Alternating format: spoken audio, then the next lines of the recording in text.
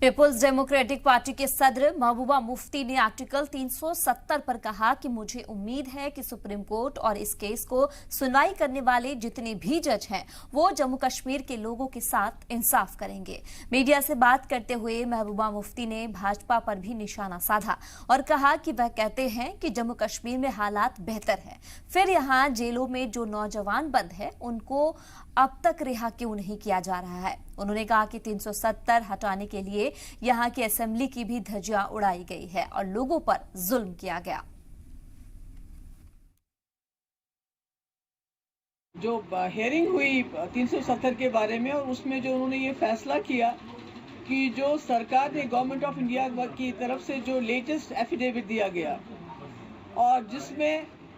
370 हटाने का जवाब देने की कोशिश की गई और जो सुप्रीम कोर्ट ने कहा हम इसको कंसिडर नहीं करेंगे, उससे कहीं ना कहीं पीडीपी का जो हमारा ये स्टैंड है कि बीजेपी के पास 370 को ख़त्म करने के लिए कोई जवाब नहीं, कोई आईनी जवाब नहीं है, कोई कानूनी जवाब नहीं है, बल्कि इन्होंने आईन की धज्जियां उड़ाते हुए एक ऐसा कारनामा अंजाम दिया जो मेरे ख्याल में इस मुल्क के 75 साल की हिस्ट्री में कभी नहीं हुआ था।